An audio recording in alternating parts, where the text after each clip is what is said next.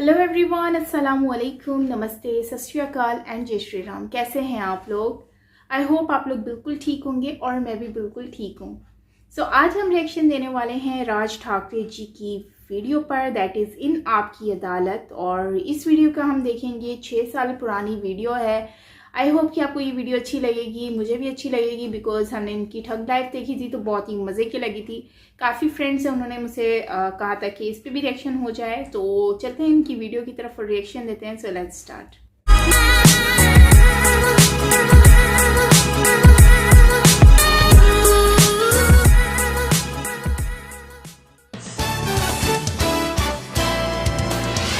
अब शुरू होने जा रहा है देश का सबसे बड़ा मुकदमा, आपकी अदालत, रजत शर्मा के साथ।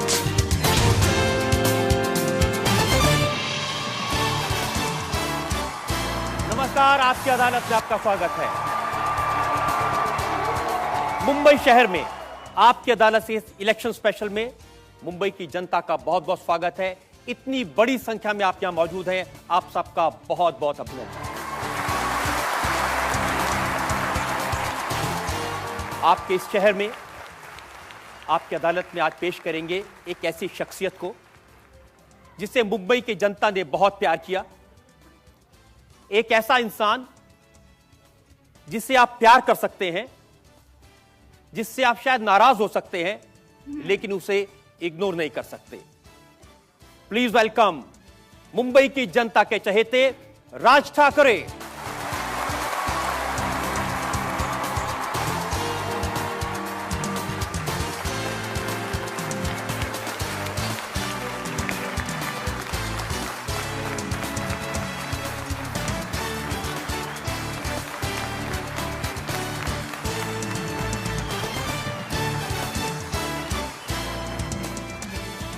और मुंबई शहर में आपकी अदालत के स्पेशल शो के लिए हमने जज के तौर पर आमंत्रित किया है दिव्य भास्कर के एडिटोरियल हेड अभिलाष खांडेकर को।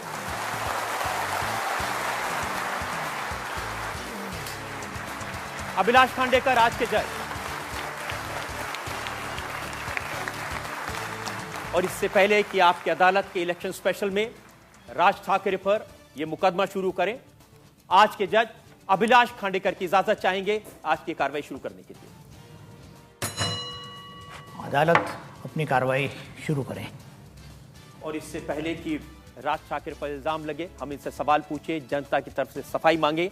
एक नजर डालते हैं राज ठाकरे के पॉलिटिकल करियर पर।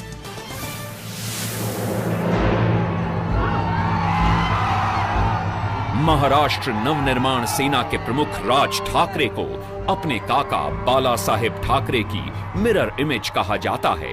राज ठाकरे बाला साहेब की तरह कार्टून बनाते हैं, पेंटिंग करते हैं, जोशीले भाषण देते हैं।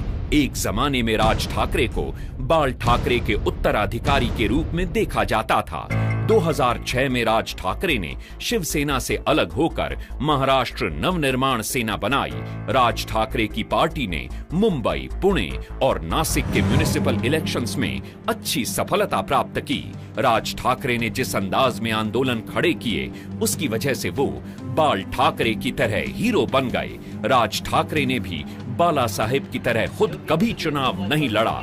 अब राज ठाकरे के सामने चुनौती है लोकसभा चुनाव की। आपकी अदालत में राज ठाकरे अपनी पैरवी खुद करेंगे।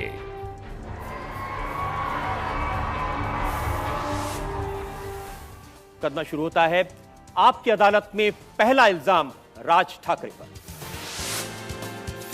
आपकी अदालत में महाराष्ट्र नवनिर्माण सेना के प्रमुख राज ठाकरे पर इल्जाम है कि ये भड़काऊ भाषण देते हैं। राज जी, आप ऐसे ऐसे बयान देते हैं कि सारे नेता आपसे डरते हैं।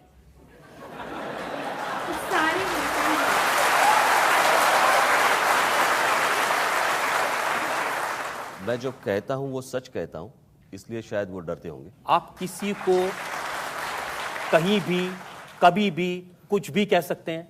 मैं आपको उदाहरण बताता हूं। महाराष्ट्र के मुख्यमंत्री पृथ्वीराज चव्हाण, आपने कहा बिना पगड़ी के मनमोहन हैं। हाँ, क्योंकि वो बात नहीं करते।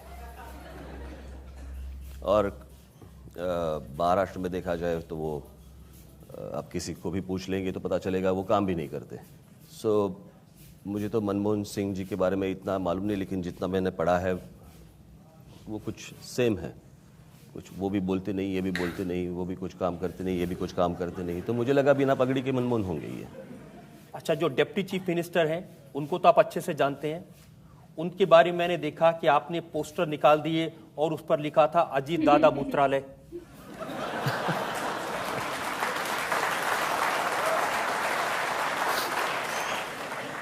वो है पोस्टर मेरे पास।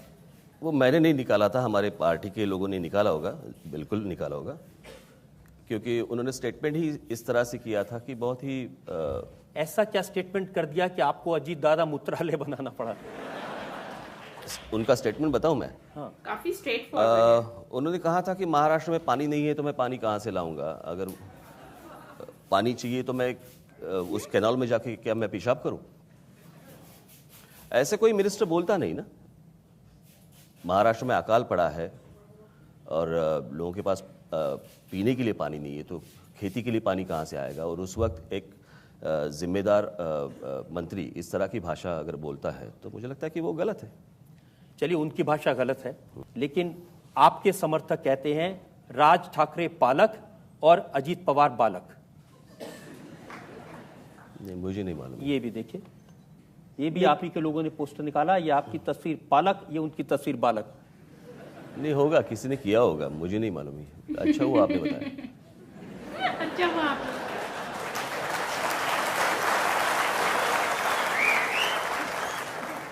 ये तो ऐसी हल्की बातें हैं, लेकिन मैं आपको गंभीर बात बताता हूं। ये आपने कहा अगर अजीत पवार अपने आसपास पुलिस का घेरा हटा के आए तो अपने पैरों पर चलकर वापस नहीं जाएंगे। जी बिल्कुल कहा था। मैंने इसलिए कहा था क्योंकि मैं लास्ट ईयर मेरी 5 या 6 जगह पे मेरी रैली हुई थी और वहाँ पे तो पॉलिटिकल एलिगेशन तो होंगे ही रैलीज में, और एक जगह पे मैं गया था, वहाँ पे उनके लोगों ने कुछ पथराव किया था हमारी गाड़ियों के ऊपर। सो मुझे लगता है उस वक्त मैंने ये स्टेटमेंट। इसका मतलब जानते हैं? बिल्कुल। हाथ पैर तोड़ के बेचेंगे। बिल्कुल। और कहा कि घर में घुस के मारेंगे। बिल्कुल। घर में घुसकर मारेंगे।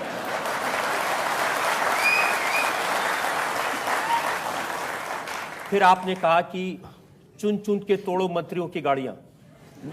ये मुझे लगता है कि ये शरद पवार साहब की बेटी ने कहा था। बिल्कुल ठीक आपने, आप बिल्कुल याददाश्त अच्छी है। लेकिन जब उन्होंने कहा तो मुझे आपने क्या कहा है, कि जरूर करेंगे। मैंने जितना भी आज तक जो भी कुछ कहा है मुझे याद है, और दूसरों ने भी कुछ कहा है वो भी मुझे याद है। आपको ये याद है कि आपने किसानों से कहा कि सुसाइड क्यों करते हो, जिसने तुम्हारे साथ अन्याय किया है उसको मार दो। नहीं, ये तो अच्छी बात नहीं। मैंने इतना ही कहा है कि मुफ्त की मौत क्यों ले रहे हो, ऐसे क्यों मर रहे हो? आप किसी के कारण आप आत्महत्या कर रहे हो तो ऐसे ही मरना है तो किसी को मार के मरो। बात तो सही है। लेकिन क्यों मारने मरने की बातें क्यों करते हैं आप इतनी? नहीं है, जिनके बारे में मैं बोलता हूं उनकी औकात ही वैसी होती है। अभी क्या करूं मैं? आपको ये याद है कि जब टोल के ऊपर आपने तोड़फोड़ की आपके लोगों ने जाकर, तो आपने कहा कि मुख्यमंत्री ने वादा किया है कि टोल नीति बदलेंगे आचार संहिता हटने के बाद। याद है जी। इंडिया टीवी के संवाददाता से बात करते हुए मुख्यमंत्री पृथ्वीराज चव्हाण ने यह कहा है कि टोल का कोई झोल नहीं है, मैंने राज को कोई आश्वासन नहीं दिया और कुछ नहीं करने वाला हूं मैं इसमें। कुछ नहीं करने वाले हैं वो तो मुझे मालूम था, अभी आचार संहिता के बाद हम ही करेंगे, वो बात अलग है। लेकिन मुझे मालूम था कि वो झूठ बोलेंगे, इसलिए मैंने उस मीटिंग में जब मैं गया था तो साथ में मैंने कुछ पत्रकारों को मैं लेके गया था, कुछ संपादक थे, कुछ चैनल के लोग थे, कुछ न्यूज़पेपर के लोग थे, उनके सामने उन्होंने ये बात की है। सो ऐसी बात नहीं है कि सिर्फ वो उन्होंने मेरे सामने बात की, तो उनके सामने बात की। आप कभी भी उनको पूछ सकते हैं कि उन्होंने क्या आश्वासन दिया था या क्या बात की थी, आप उनको भी पूछ सकते हैं। मैंने उनको कहा था कि 22 ऐसे टोल हैं महाराष्ट्र में कि जहां पे जिसकी कॉस्ट 2 करोड़ 3 करोड़, रोड की 5 करोड़, अभी उसको पूरा मिला के अगर होता है कुछ 100 करोड़ मैक्स। हर जगह पे अगर आप 2 करोड़ का काम है, वहां पे अगर आप टोल लगाएंगे, बराबर है, तो वो टोल उनको दिया है कुछ 23 साल के लिए, 22 साल के लिए। अभी वहां पे अगर 22 साल के लिए टोल देंगे तो 2 करोड़ तो क्या एक 1.5 साल में कवर हो जाएंगे। तो 22 साल, 23 साल, 25 साल वो टोल देने की क्या जरूरत है? तो उन्होंने कहा था कि नहीं, मुझे पता चल गया, मैं ये कैंसिल कर दूंगा टोल और आचार संहिता के पहले कर दूंगा। लेकिन टोल रुकवाना चाहिए, गलत हो सकता है जिस तरीके से आप रुकवा रहे हैं तोड़ फोड़ के। राज ठाकरे गाड़ियों में बैठ के काफिला जाता है। सीधी भाषा समझ में नहीं आती तो मेरे पास दूसरी भाषा है ही कहां।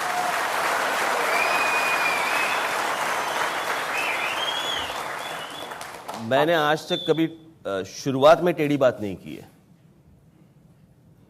की होगी तो बाद में, लेकिन पहले मैं देता हूं, वो निवेदन देता हूं, उनको समझाता हूं, उनको बताता हूं, उसके बाद उनका कहना है कि चूंकि इलेक्शंस आ रहे हैं और अपनी तरफ अटेंशन डाइवर्ट करने के लिए, पॉपुलैरिटी के लिए ये बात तो मैं लास्ट 1.5 साल से 2 साल से चल रही है। उस वक्त तो इलेक्शन नहीं थे और अपने देश में दूसरा तो कोई धंधा है ही नहीं इलेक्शन के सिवा। ये खत्म हुई तो ये आ गई, ये खत्म हो गई तो ये आ गई, ये खत्म हो गई तो ये आ गई। तो आप किसके बीच में करेंगे? कभी भी करो तो आप बोलेंगे इलेक्शन के लिए कर रहे। लेकिन इससे आपको फायदा होगा इलेक्शन में? बात फायदे नफे यानी कि नुकसान की है ही नहीं। आप गलत तरीके से अगर टोल लगा रहे हो, देखिए मैं टोल के खिलाफ नहीं हूं, लेकिन टोल जिस तरह से वसूल किया जाता है मैं उसके खिलाफ हूं। एक बात समझ में आनी चाहिए, महाराष्ट्र के सारे रोड्स खराब हैं, जहां पे टोल लगे हुए हैं वहां पे भी रोड्स खराब है। उसके बावजूद आप एक तो कुछ 10 या 11 किस्म के टैक्स महाराष्ट्र में है जो रोड के लिए लिए जाते हैं और उसके बावजूद आप टोल वसूल कर रहे हो। तो मैं एक नागरिक हूं, मुझे समझने का अधिकार है कि ये पैसा जा कहां रहा है, और अगर इतना पैसा आ रहा है तो मुझे अच्छी सुविधाएं क्यों नहीं मिल रही हैं, मुझे अच्छे रोड्स क्यों नहीं मिल रहे हैं। मुंबई शहर की वर्टिकल ग्रोथ है, इसमें आप हम लोगों की कैसी मदद कर सकते हैं कि लोगों को रोजी रोटी भी मिल जाए और जगह भी क्रंच नहीं हो, शहर के रास्ते और फुटपाथ। मैं बाहर रह के कुछ नहीं कर सकता, लेकिन सर हम एक्टिविस्ट हैं, हम लोग तो आपकी सपोर्ट कर सकते हैं ना, अगर आप आगे बढ़ोगे कुछ करने के लिए। नहीं, मैं उसके लिए सरकार चाहिए हाथ में, उसके लिए बाहर से कुछ नहीं होता। बाहर से मैं करना चाहता हूं तो आप लोग बोलते कि मैं तोड़फोड़ करता हूं। आपको कैसे सरकार हाथ में दे दे? आप तो चुनाव लड़ते ही नहीं है। क्या आप कहां चुनाव लड़ते हैं? बात चुनाव लड़ने की नहीं है, अगर सत्ता हाथ में आती है तो चीफ मिनिस्टर जरूर बनूंगा।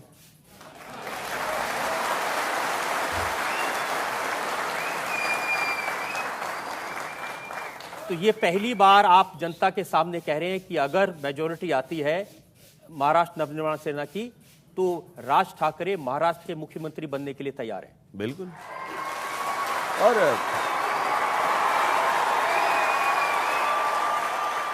मुख्यमंत्री बनने की ऐसी कोई मेरी चाहत नहीं है कि मैं जाके उस वर्षा बंगले में जाके बैठ जाऊं। वो जो पावर होती है उसका सही ढंग से अगर इस्तेमाल करें तो मुझे लगता है मिरेकल्स होते हैं, जो देखे हैं मैंने, जो गुजरात में देखे हैं। अपने यहाँ पे क्या होता है कि बहुत बार जो बैठते हैं कुर्सी के ऊपर वो मालिक बन के बैठते हैं, मुझे लगता है ट्रस्टी बन के बैठना चाहिए, और ट्रस्टी बन के नहीं बैठते इसलिए ट्रस्ट नहीं होता हमारा। जनता का ट्रस्ट भी है, तालियों से साफ साफ पता चल रहा है। लेकिन मुझे एक और ब्रेक के रुकना है और इल्जाम मेरे पास भी बहुत सारे बाकी हैं। हम एक और ब्रेक के रुकेंगे और ब्रेक के बाद आपकी अदालत में राज ठाकरे पर इल्जाम और सवाल आपका एक और। मैंने डिक्लेयर नहीं किया तो आप बोलेंगे कांग्रेस को सपोर्ट कर रहे हैं, मैंने मोदी जी को सपोर्ट किया तो आप बोल रहे क्यों कर रहे हैं। राजनाथ सिंह जो भारतीय जनता पार्टी के अध्यक्ष, मैंने बोला उनको मेरा सपोर्ट नरेंद्र मोदी को है, राजनाथ सिंह को नहीं। मेरा नाम इमरान मोदी है जी। क्या है? इमरान मोदी। इमरान मोदी।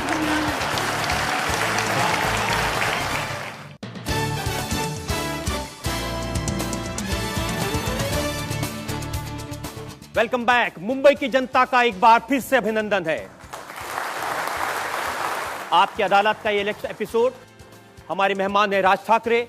आपकी अदालत में अगला इल्जाम। आपकी अदालत में महाराष्ट्र नवनिर्माण सेना के प्रमुख राज ठाकरे पर आरोप है कि ये सुविधा की राजनीति करते हैं।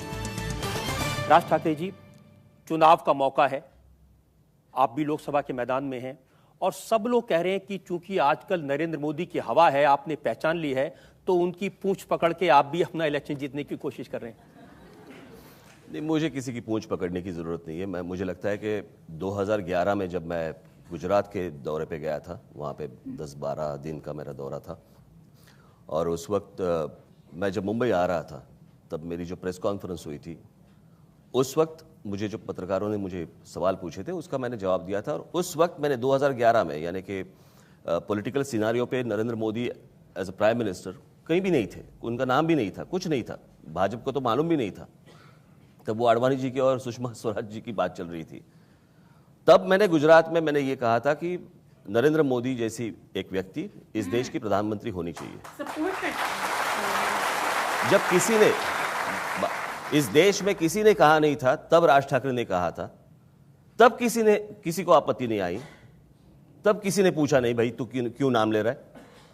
ये तो मैं जानता हूं कि आप राजनीति के ऐसे चतुर खिलाड़ी हैं कि 1.5 साल पहले आप समझ सकते हैं, तो अच्छी बात है। लेकिन मुश्किल तो शिवसेना की है, गठबंधन उनका है और मोदी के पोस्टर आप लगा रहे हैं। नहीं, देखिए, हमारे एक जो कैंडिडेट है उनने वो गलती की थी, जो उनको समझाया और वो उसके बाद वो पोस्टर निकालने को मैंने कहा था। और कहीं भी अगर आपको दिखाई दे, किसी भी मेरे 10 कैंडिडेट खड़े हैं, उसमें से एक ने ये गलती की थी, लेकिन बाकी मैंने किसी भी कैंडिडेट के यहाँ पे मोदी जी का फोटो आपको दिखाई नहीं देगा। चलिए, फोटो आप हटा देंगे, लेकिन इसका क्या करेंगे? आप हर पब्लिक मीटिंग में कहते हैं कि अगर नरेंद्र मोदी को जरूरत पड़ेगी तो मन से उनकी सपोर्ट करेंगे। और इसमें गलती क्या है? राज ठाकरे जी, अलायंस शिवसेना और बीजेपी का है, होगा आप कहां से बीच में आ गए? मुझे कोई बीच में जाने की जरूरत नहीं है। अगर मुझे एक आदमी का काम करने का तरीका अगर पसंद है, अगर उन्होंने जो भी काम किया है मैं उसका प्रशंसक हूं, अगर वो कल प्रधानमंत्री बनना चाहते हैं और अगर बनेंगे और मेरे जो उम्मीदवार है वो सांसद बन के अगर जीत के आते हैं, उसके बाद अगर मैं उनको सपोर्ट करूं, तो उसमें गलती क्या है? गलती ये है, गलती की जनता को इंप्रेशन ये आ रहा है जैसे आपका अलायंस है नरेंद्र मोदी के साथ में, बीजेपी और मनसा का अलायंस है। नहीं, बात ऐसी है ना कि ये सारी चीजें, ये परसेप्शन की बात है। मैंने जो कहा है वो मैंने मन से कहा है, और जो मेरी इच्छा है वो मुझे प्रकट करने के लिए मुझे कोई रोक नहीं सकता। और जिसके लिए मैंने मेरे भाषण में भी मैंने कहा है कि नरेंद्र मोदी जी का नाम लेके या उनका चेहरा लेके मुझे वोट मांगने की जरूरत नहीं है। लेकिन अगर आज अगर स्थिति ऐसी है देश की, अगर वो ठीक से अगर ना संभाले, वहाँ पे अगर एक अच्छा नेता वहाँ पे ना बैठे, तो जो देश की परिस्थिति है वो बिगड़ सकती है। और ऐसी स्थिति में कल अगर पकड़ लीजिए, अगर मैं ये डिक्लेयर ही नहीं करता, तो आप जैसे ही लोग मेरे को बोलते हैं अच्छा तो अंदर से कांग्रेस को सपोर्ट कर रहे हैं, ये मैंने डिक्लेयर नहीं किया तो आप बोलेंगे कांग्रेस को सपोर्ट कर रहे हैं, मैंने मोदी जी को सपोर्ट किया तो आप बोल रहे क्यों कर रहे हैं। मेरे बोलने की बारी नहीं आएगी।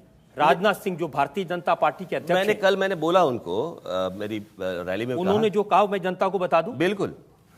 राजनाथ सिंह भारतीय जनता पार्टी के अध्यक्ष, उन्होंने कहा सुना है सारी राजनीतिक पार्टियां नरेंद्र मोदी को समर्थन देंगी।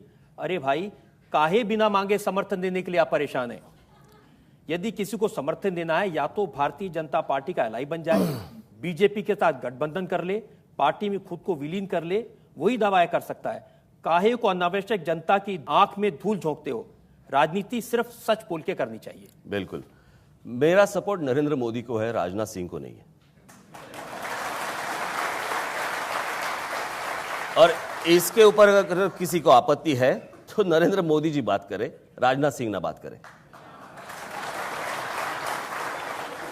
आपकी अदालत ने नरेंद्र मोदी जब आए थे, मैंने उनसे पूछा था ये सवाल। हाँ। तो उन्होंने कहा भाई जो भी मुझे जहां भी समर्थन देना चाहे मैं इसमें क्या कर सकता हूं। तो बात खत्म।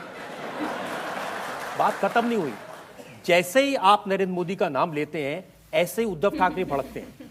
अबे उसका मैं क्या कर सकता हूं? मैं उसका क्या कर सकता हूं? आप उनका गठबंधन तोड़वा देंगे। मुझे कोई जरूरत नहीं है। देखिए, उनकी अगर दो पार्टियों को अगर देखा जाए तो आज कोर्ट में उनके डिवोर्स पेपर है तैयार, लेकिन अभी जैसे आप बोलते हैं तो देखते हैं हम राजीव प्रताप रूडी उन्हें मनाने जा रहे हैं। अभी उनको कौन कौन मनाने जाए तो मैं क्या कैसे रोक सकता हूं? ये मनाने और रूठने की वजह आप हो गए ना। अब मैं क्या कर सकता हूं? मैं इसमें क्या कर सकता हूं बताइए? आप डाइवोर्स करा के मानेंगे? नहीं, मुझे किसी के घर में किसी का घर तोड़ना या किसी की घर में जाके कुछ डिवोर्स करवाना वगैरह, इसकी मुझे कोई आदत नहीं, ना ज़रूरत है, ना मुझे ज़रूरत लगेगी। एक और घर है जहां आपकी बहुत बात होती है। उद्धव ठाकरे ने कहा कि शरद पवार के साथ आपका पर्दे के पीछे अलायंस है। उसके लिए पर्दा भी तो बड़ा होना चाहिए। देखिए, इनके सांसद दिल्ली में कहाँ रहते हैं, कहाँ जाते हैं, किन पवार साहब के दरवाजे के बाहर कौन खड़े रहते हैं, एक बार आप दिल्ली के हैं, आपको भी मालूम होगा कौन कौन वहाँ पे जाता है। मेरे तो सांसद है नहीं, उनके घर के बाहर कौन रहता है आपको ही मालूम होगा। ये सवाल इसलिए पैदा होता है कि शरद पवार आजकल आपकी बहुत तारीफ करते हैं। अभी मैंने उनका इंटरव्यू पढ़ा, वो कहते हैं कि वो जब तारीफ करते हैं तो समझ लीजिए डरना चाहिए। वो जब गाली देते हैं तो समझना चाहिए चलो अच्छी बात हो रही है। वो कहते हैं कि एमएनएस से डरना चाहिए, ये अच्छी बात है। वो कहते हैं एमएनएस को लाइटली नहीं लिया जा सकता, ये भी अच्छी बात है। उन्होंने कहा कि राज ठाकरे की पब्लिक मीटिंग में बहुत भीड़ आ रही है, वो सच है। तो अगर पवार साहब आपकी इतनी तारीफ कर रहे हैं तो कुछ ना कुछ तो मंशा होगी पीछे। अब उनको पूछिए, मेरी तो कुछ है नहीं। सब आके अगर मुझे अगर आंख मारते हैं तो मैं क्या करूं?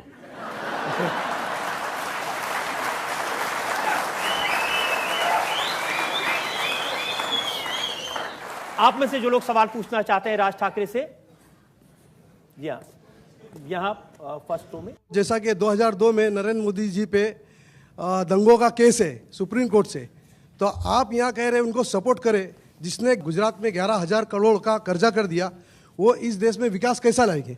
पहली बात तो यह है कि जो 2002 में हुआ वो किसी को पसंद है ऐसी बात नहीं है, लेकिन उसके बाद जिस तरह से गुजरात की जो डेवलपमेंट हुई है, मेरे पास बहुत सारे ऐसे मुस्लिम भाई आते हैं जो मेरे साथ बात करते हैं और कहते हैं कि जो अभी हुआ सो उसको कुछ नहीं कोई कर सकता, लेकिन अभी जिस तरह से वो डेवलपमेंट कर रहे हैं, बहुत सारे मेरे इंडस्ट्रियलिस्ट दोस्त हैं जो कुछ मुस्लिम हैं, उन्होंने मुझे कहा कि जिस तरह से वहाँ पे डेवलपमेंट हो रही है, जिस तरह से इंडस्ट्री को वहाँ पे लाने की कोशिश हो रही है, वो मुंबई के हैं, उन्होंने मुझे कहा कि मुझे आज लग रहा है कि जाके गुजरात में बैठ जाओ। और बहुत बार ऐसी चीज़ें होती हैं कि जो हो चुकी है, जैसे इंदिरा जी की उनकी हत्या के बाद सिखों की हत्या हुई थी, या ऐसी बहुत सारी घटनाएं अपने देश में हुई हैं। अभी मुझे लगता है कि अगर आगे बढ़ना है तो इसको सारी चीज़ों को पीछे रखना होगा। लेकिन राज, मैं आपसे ये कहना चाहता हूं कि इनके जैसे जो लोग हैं जी, जिनके मन में 12 साल पहले की वो घटना आज भी ताज़ा याद है, बिल्कुल, हाँ, लोग मरे थे, जी, सड़कों पर कत्लेआम हुआ था जी, तो कैसे भूल जाए? तो फिर आगे कैसे जाए? कुछ तो एक बार तय करना पड़ेगा ना कि या तो वो भूल जाए या तो आगे चले जाए। अगर वहीं पे रहना है तो बात कर लो, वहीं पे बात करते हैं। कैसे चलेंगे? यानी अगर जिस तरह से अगर आप जर्मनी देख लेंगे, जर्मनी में जिस तरह से हिटलर ने जो भी कुछ किया था, अगर आज जर्मनी देखेंगे तो उन्होंने वो सब बंद कर दिए दरवाजे। वहां के जो जर्मन लोग जो है उनकी तरफ आम आदमी जब देखता है, उनकी तरफ जो बाकी देशों के जो लोग देखते हैं, वो ये नहीं देखते कि ये हिटलर की कंट्री से है। जो हुआ था वो उन्होंने बंद कर दिए दरवाजे, वो सारी चीजें भूल गए, और जर्मनी डेवलप कैसे हो जाए, आगे कैसे बढ़े, इसके लिए वो सोच रहे हैं। क्या इस बात की गारंटी दे सकते हैं कि आगे नहीं होगा? तब तो शायद कोई भूलने की बात सोचे। इसकी गारंटी मैं कैसे दूं? महाराष्ट्र में नहीं होगा, ये मैं देख सकता हूं।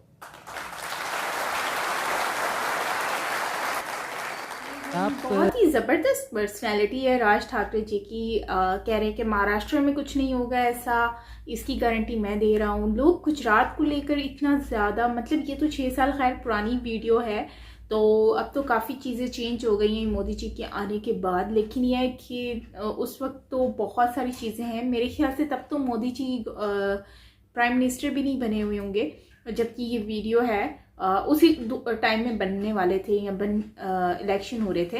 एनीवेज जो है गुजरात के मामलात को लेकर काफ़ी ज़्यादा इसमें हाईलाइट किया गया है। बट मैं यही कहूँगी कि सही कह रहे हैं कि जब एक चीज़ जो है उसको आगे बढ़ने के लिए हमें बहुत सारी चीज़ें जो होती हैं जो हमारे लिए रुकावट बन रही होती हैं, तो उसके लिए हमें वो रास्ते बंद करने पड़ते हैं रुकावट वाले, और हमें जो सक्सेस की तरफ लेके जाती है, आगे बढ़ने के लिए लेकर जाती है, तो उस चीज़ के साथ चलना चाहिए। जैसे कि कहते हैं कि पास्ट जो होता है उसको अगर हम पास्ट में ही रहेंगे तो हम आगे कभी बढ़ नहीं सकते, और अगर हम आगे के लिए बढ़ना है तो हमें पास्ट को भुलाना होगा, साइड पे करना होगा।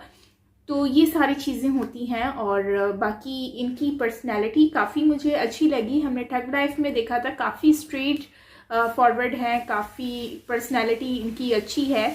और जो बाल ठाकरे जी हैं उनके जैसी इनकी बिल्कुल पर्सनैलिटी है, बात करने का तरीका इनका बिल्कुल वैसा ही है, और मतलब एक मतलबी होते हैं लोग, वैसी इनकी सियासत नहीं है, पब्लिक के लिए सोचते हैं। और महाराष्ट्र में इनका बहुत ज़्यादा रिस्पेक्ट है, जैसे कि बाल ठाकरे जी की रिस्पेक्ट थी। और बाकी ये है कि इन्होंने कभी इलेक्शन के लिए जो है प्रधानमंत्री के लिए क्यों नहीं अप्लाई किया, मतलब जैसे कि इन्होंने कहा कि मुझे तो इंटरेस्ट ही नहीं है इन चीज़ों में, तो इसलिए उन्होंने कभी अप्लाई नहीं किया। और बाकी ये है कि पीएम मोदी जी को तो बहुत ज़्यादा ये सपोर्ट करते हैं, तो ये चीज़ मुझे देखकर इनकी बहुत अच्छी लगी है।